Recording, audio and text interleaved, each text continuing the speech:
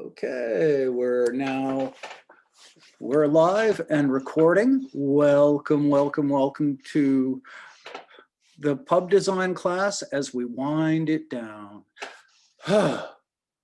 Anyway, we will be finishing up. This should be the last required assignment. What we will do after that, usually in the live class, we do, since we don't have tests, one final project, which is a business plan. And then we use the finals day to make presentations. Well, we're not going to be able to do that. And I can't require people to show up. But what I will do is introduce the final project next week. And we will then let you do that for extra credit should you want, for those of you who need such things, but it will be entirely optional. So that's what, plus it'll give me something to fill in the time so we could, do the class and not skimp or scrimp on your educational experience, but still be comfortable with your issues, because I'm still hearing lots from people who are having trouble with connections and software and all of that stuff. So I'm here.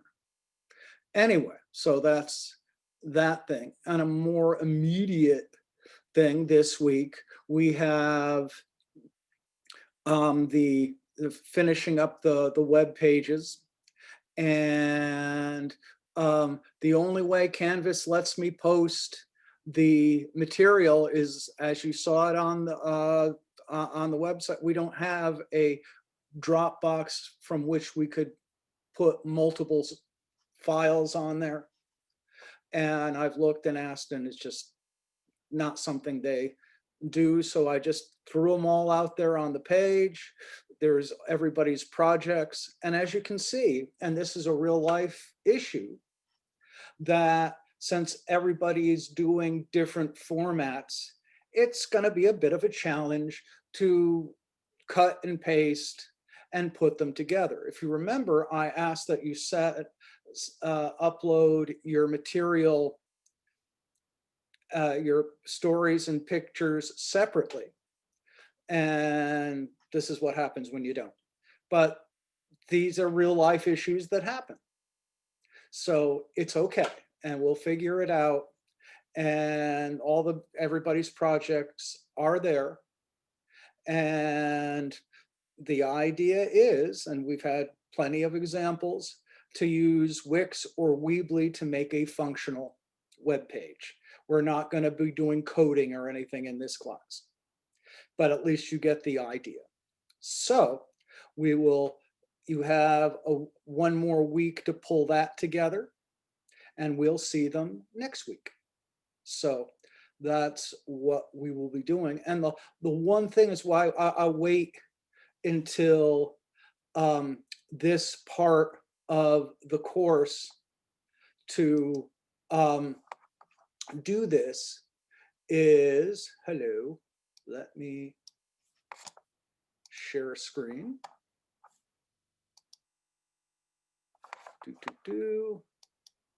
One reason why I wait to this point to do law and ethics is that we're doing class projects that we are seeing. So this is stuff you're not going to use professionally. And so we can do whatever we want. But the web pages can and will be posted publicly for the world to see. So it is a different environment. And the first thing to think about when you post anything in public, whether it's social media, whether it's web pages, anything online, you have to think of a few things. And we all have heard stories of things that got people in a little trouble, and sometimes not a little trouble. And there are issues that we all face. The biggest thing is some things are legal issues and some things are ethical issues. Ethical issues are things that you can do, that you will not go to jail for, but maybe they're not the right thing to do. So right off the bat, you need to know which things will get you in some trouble and what things won't.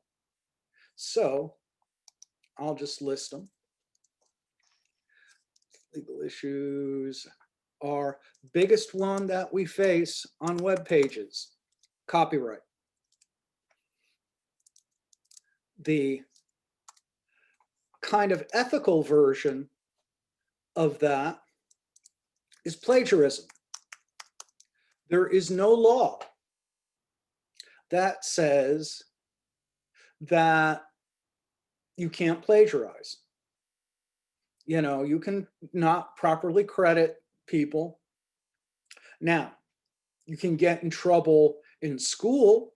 We could lower your grades, but you're not going to go to jail for plagiarism. So there can be a penalty in ethical issues, but that's as far as it goes. Other things in here, libel. How can libel, which is false and defamatory, okay,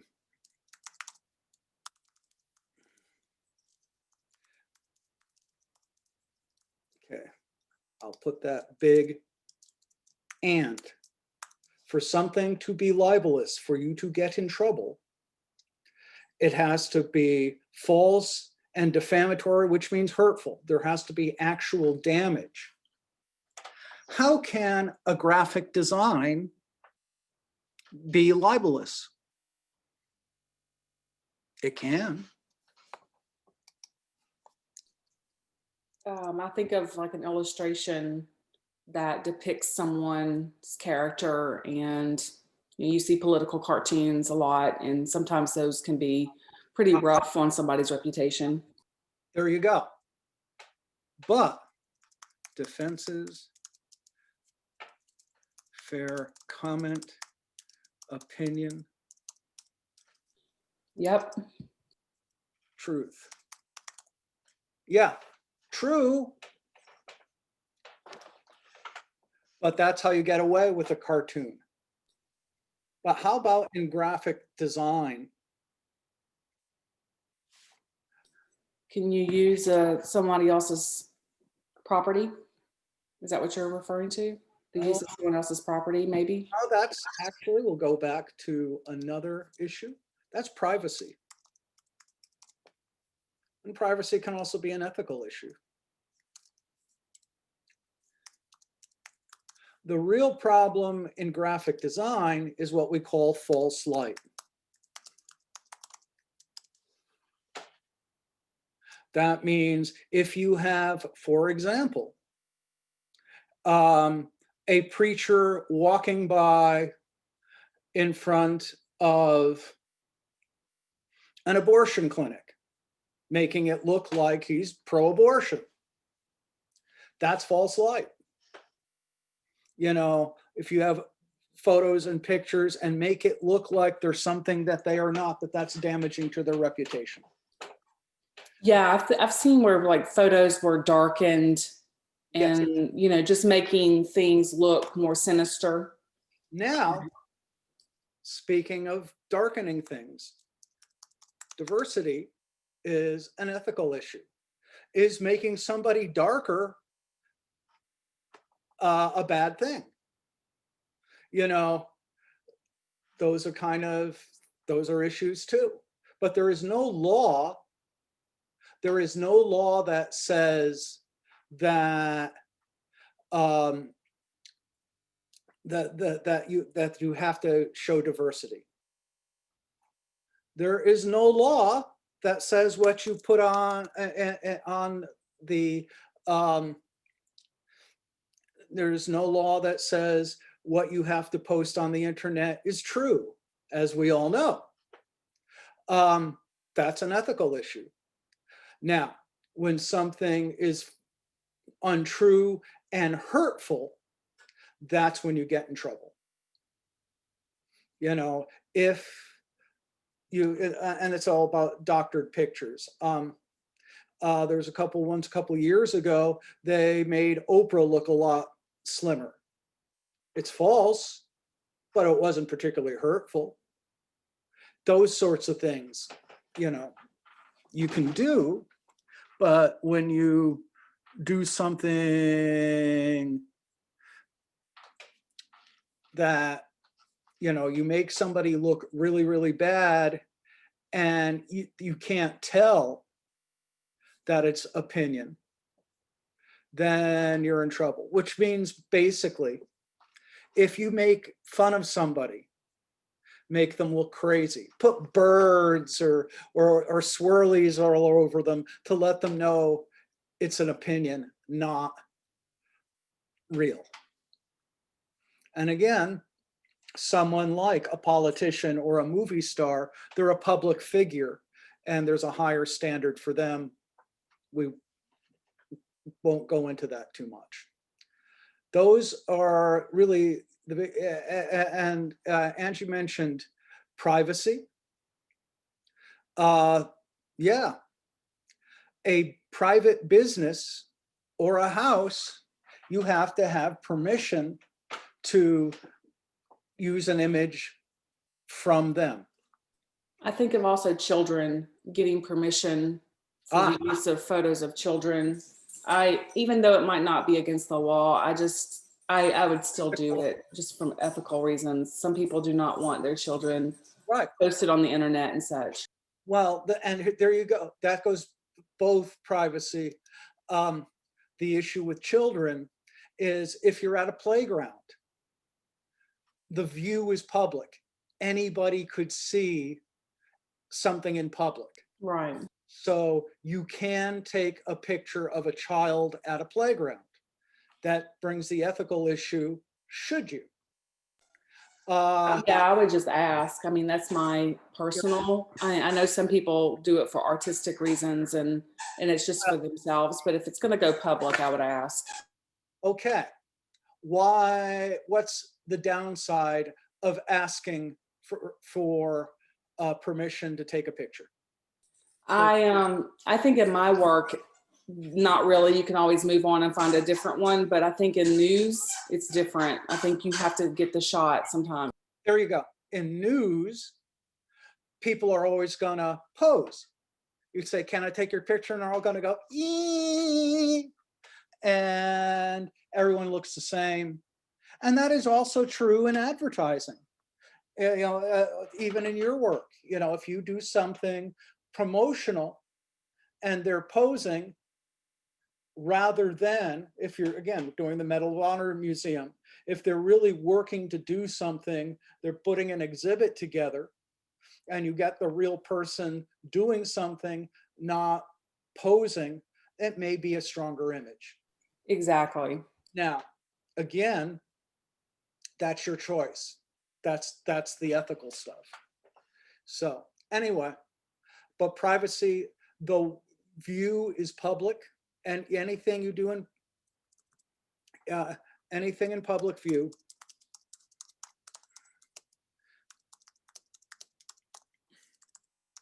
private, you need permission.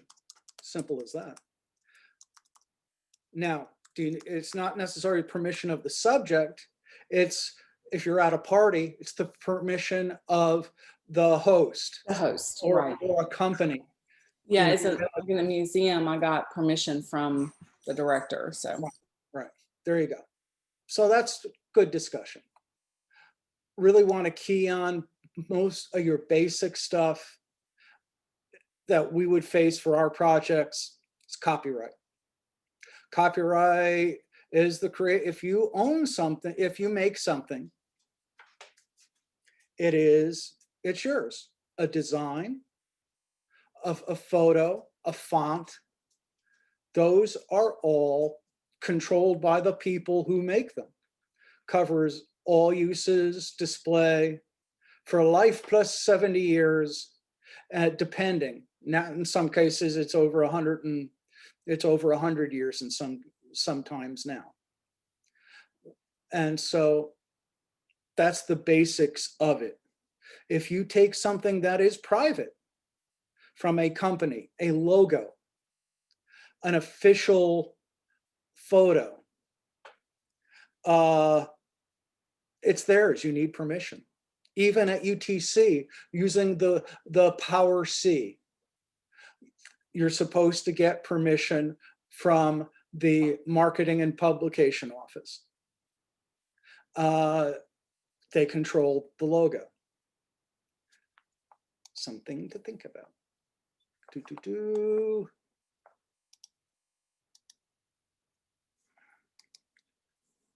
Here's an idea. You're not allowed to sing Happy Birthday. Happy Birthday is the Guinness Book of World Records holder for the most performed song ever. You've probably heard it more than all of those Justin Bieber, Katy Perry, Rihanna, and One Direction songs combined. Unless you work in the food court at the mall, in which case I'm very sorry. But for all the times your family and friends have sung an off-key happy birthday to you, or you've sung it to a friend in a crowded restaurant and they've turned bright red, there's probably a lot you don't know, like who wrote Happy Birthday and when. It was Patty and Mildred Hill in 1893. And that you're actually not allowed to perform it in public without licensing it because despite being 119 years old, it's still protected by copyright. This is why you do not see Happy Birthday on movies and TV shows, because Warner Brothers owns the rights to it and they police it pretty close. Now, when they sing it badly at Red Lobster pays a fee to Warner Brothers to allow them to sing Happy Birthday to you. This is, as silly as it sounds, this is the reality. Wait, what? I know it's weird, but it kind of makes sense. Sort of. Let's talk about copyright for a second before we decide whether or not Happy Birthday should still be copywritten or copyrighted. Copywrote. Copyright is complex, but the aims are noble. One aim is to incentivize creators for making awesome junk and to protect their awesome junk from people who want to copy their awesome junk. Metallica, they mentioned, because they had a big lawsuit with, I forgot the name of one of the first file sharing albums. They gave away free music. Metallica sued, saying that you should buy the album and not get free music. And they won. So the file sharing service went to Germany, and Apple came up with the idea of paying 99 cents a song. So but don't have the right. That's where the name copyright comes from, actually. In order to copy something, you need to have that right, that copyright. Another aim is to provide a system by which those works end up available to the public, thus increasing the pool of freely available culture. Once a copyright expires, that once protected work is then in the public domain. Once a work like James Joyce's Ulysses or George A. Romero's Night of the Living Dead is in the public domain, it's available to... Which is why you see so many zombie movies, because some of the original zombie movies are public. George Romero said, go ahead and use it. He's not protecting his copyright. To Birdie. And not just Birdie in the club, but like Birdie. To remix, remake, alter, perform, go nuts. You could make a novelization of Night of the Living Ulysses, Space Rock Opera Ballet on Ice, the movie, and charge $45 for it. Or you could make awesome comics out of classic lit. Link in the description. But once a work is in the public domain, it means the original creator doesn't profit as easily or in the same way from their creation anymore, which some people, some of whom have a lot of money and very much like their money, think isn't cool at all. Even a little. Not cool! Like imagine if Barbie, Mickey, and Luke Skywalker were in the public domain. There go the revenue models of some majorly successful people and businesses. Not to mention someone would probably make some kind of like terrible Disney-fied Star Wars crossover. Huh? And as you know, Disney owns Star Wars. So they can license and do it. And Disney owns ABC. So you may see, and now of course we have Disney Plus and The Mandalorian, but again, you can see this on Disney, but you're not going to see any Star Wars stuff on CBS or NBC. They did what? You have got to be kidding me. That is the stupidest. And PBS, who made this, got the copyright from, as you can see, this is a Simpsons thing. They paid Fox to use that image. To continually protect these creative works, in the US at least, we've been extending copyright terms, thus keeping these things out of the public domain. Historically, we focused more on their ownership and profitability than on adding to the pool of freely available culture. Originally only 14 years, copyright terms grew to 28, 56, and 75 years. Then life of the author plus 50 years, 70 years, 95 years, and in some cases, life of the author plus 120 years. For some perspective, if this had always been the case, you could have been around for the annexation of the state of Texas, and the copyright on your banjo ditty would just about be expiring. Like Violet and the Chocolate Factory, copyright terms keep growing and growing and growing. Now, Happy Birthday isn't nearly as profitable as Mickey, but it is a beneficiary, or victim, depending upon how you look at it, of the same system. Patty and Mildred Hill put some blood, sweat, and tears into Good Morning to All, the song which gives Happy Birthday its melody. They sold it to a publisher in 1893, who sold his business to another publisher, whose brother took over and then bought other publishers. At some point in here, Good Morning to All was given Happy Birthday's lyrics, and thanks to innumerable and mercurial cultural forces, it became the song we know and love. Happy Birthday. Not long after that, in the late 20th century, Happy Birthday's now much larger than it was in 1893 publisher sold for millions of dollars to the Warner Music Group, who still holds the copyright for Happy Birthday until 2030. That's right, the people who own the works for Dio, the Deftones, and Dragon Force own Happy Birthday, until the year Ghost in the Shell standalone complex takes place. Happy Birthday rakes in $2 million a year for Warner, who at one point sought royalties for all public performance, including that by wait staff at restaurants like Red Lobster, which feels just icky. Holding a 100-year-old piece of much beloved and shared culture hostage for something like 0.1% of your annual revenue? HBD has certainly come a long way since that kindergarten classroom. That was Childish Gambino, by the way, in there. He's become a big thing. The 1890s. The history and legality of this whole thing is complicated and really interesting, but Happy Birthday seems to indicate that maybe we've tilted towards one of copyright's two original aims. If you want to know more, there's a really great paper by Robert Brown Eyes about Happy Birthday and copyright. Link in the description. But the essential argument is this. At the point that ASCAP was shaking down Outback Steakhouse for protection money like some sort of chain restaurant mafia, were Mildred or Patty or anyone even related to them benefiting at all? And furthermore, is the fact that Happy Birthday is still protected stifling culture in some way? If the purpose of copyright is to incentivize creators while at the same time ensuring that at some point all culture is available, is it militaristic in one way and all loosey-goosey in another way, or is it all gravy? I mean, nothing should be more aggressively protected than the creative work that comes from your soul. Right? Not to mention, when someone makes bank at a hedge fund, they don't have to spend their paycheck within 14 years before it becomes a public resource. Just because something is a piece of culture, does that mean we have to treat it differently, allowed at some point to be consumed or performed by everybody, even and maybe especially the staff at Red Lobster? What do you guys think? Should Happy Birthday be protected by copyright? Okay, there's a lot there. But the point being that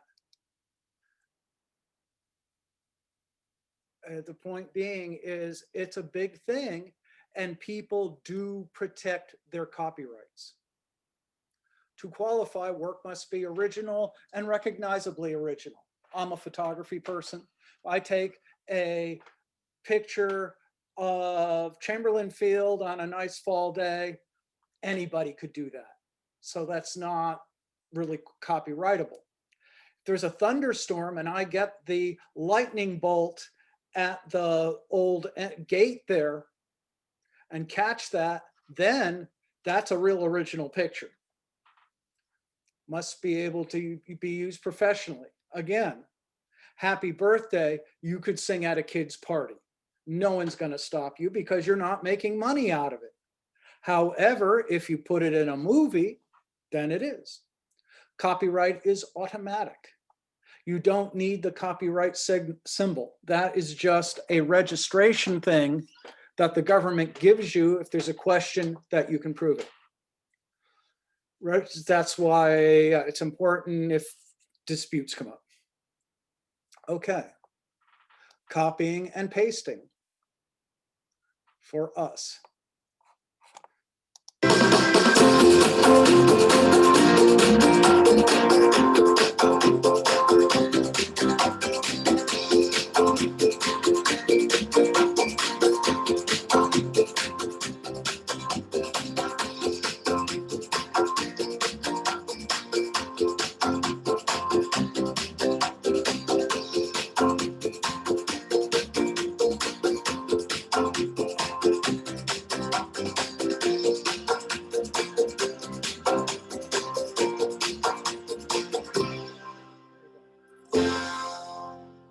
Should be something following this.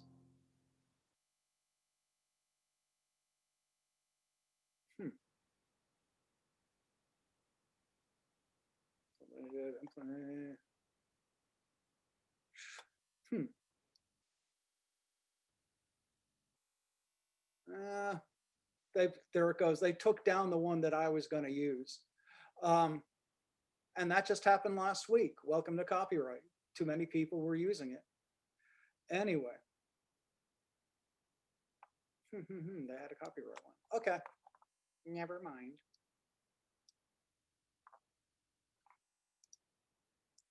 Yeah. Let me try to do cut and paste that, because that was copyright and fair use. Let's try that another way.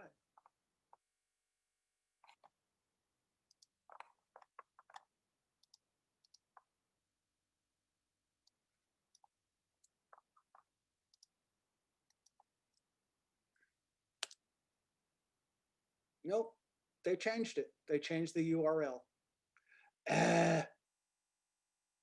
Anyway,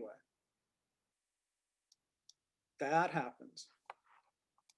Again, and I just checked this last week. Anyway, what is public domain? What is things you can use? Public documents, expressions someone says or does something in public. Here's a good one. News, facts, ideas, theories, and opinions. Nobody owns the facts. What you do with the facts, how you write them and how you present them, that's copyrightable. Classical music. This is why you see a lot of classical music online. Beethoven has been dead for 200 years. So, you know, his copyright's gone. Things not recognized, things of no commercial value, things put in the public by copyright holders, like they said, George Romero and Night of the Living Dead, and links. You could put a link to something, but you can't put the whole web page on your web page. So that's a good overview. Libel, false and defamatory, we talked about that earlier. Ethics, okay. Codes of ethics. These are issues. Deciding ethics, go down a list. A code of ethics gives you a list of right and wrong. I should put the Society of News Design.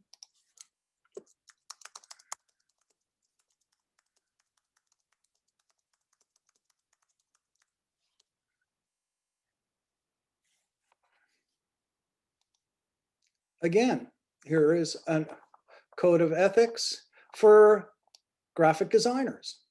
Accuracy, honesty, fairness, courage in graphic design. So yeah, there are such things. Does that mean everybody's ethical? No. These are good guidelines, but I'll put that one in there.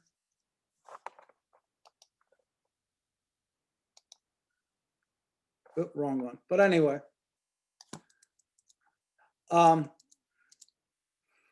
you know, they give you good guidelines, but there's no enforcement. Your employer may have certain rules. Is this an ad? You know, what is the nature of what you're trying to do? Is anyone harmed? Does the audience know? Things copyrighted. Concerts, plays, music, writing. Facts may be public, but the words that describe them can be copyrighted. Images, drawings, arts, photos. These are things you need to watch, that if they are privately owned, it should not be on your websites. Commercial ideas, products, patents, trademarks. I got one for you.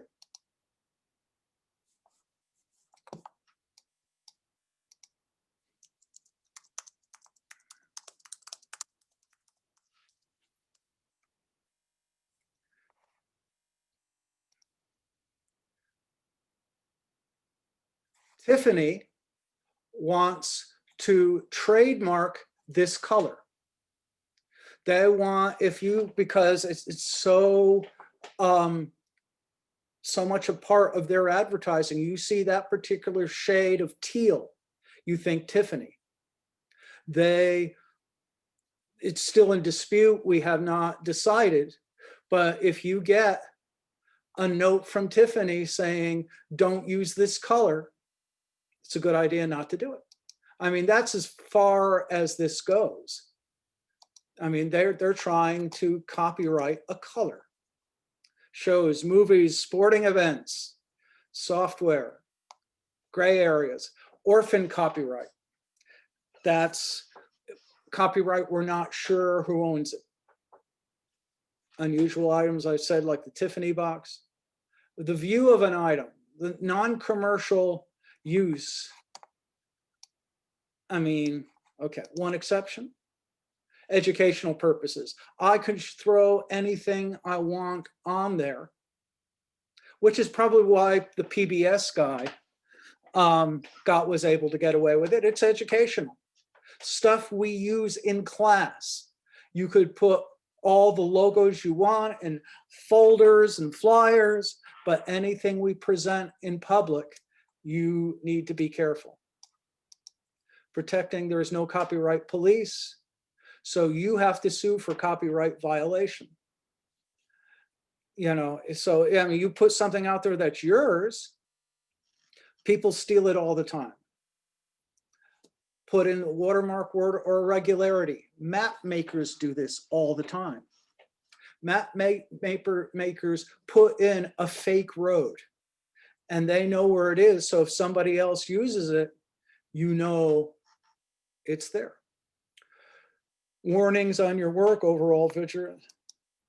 Plagiarism, use of material without acknowledgement, right? It's an ethical issue. Right. So when in doubt, let people know. Modern issues, corporate ownership.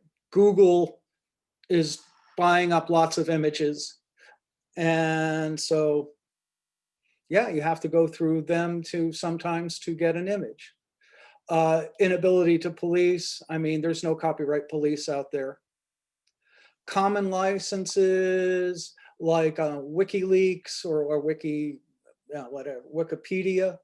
You could use some things and other things not. Google Maps, they let you do it, but it's murky. They let you do some things and not others. What is fair use? International copyright. This is a big issue for the Trump administration. While we're so mad at the Chinese, they don't follow our copyright laws. So they just take our images all the time, and that is a huge thing because they don't have to pay to copy our stuff. And then the lack of awareness. Lot of stuff. But I wanted to go over this and post it for you because I want you to be aware of copyright issues. So, I mean, you can look at it again. When in doubt, Use original work. Again, take your own pictures, ask for permission, and you should stay out of trouble. Okay. A lot of stuff there. So think about that as you put together the web pages. Like I said, when in doubt, credit the stuff, ask for permission. I know it's a lot. We can put it, again, I'll post it, the PowerPoints there on the class page for your review. This is one of those things that can affect your grade. If I see a copyright issue, that affects your grade. Anyway, so that's copyright. A lot of stuff. Any other questions?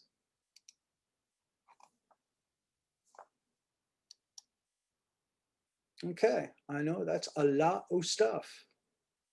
I appreciate it. I will post this later this morning for those of you who aren't here. I look forward to seeing your web pages. Anyway, beyond that, have a good morning. Thank you. Thank you.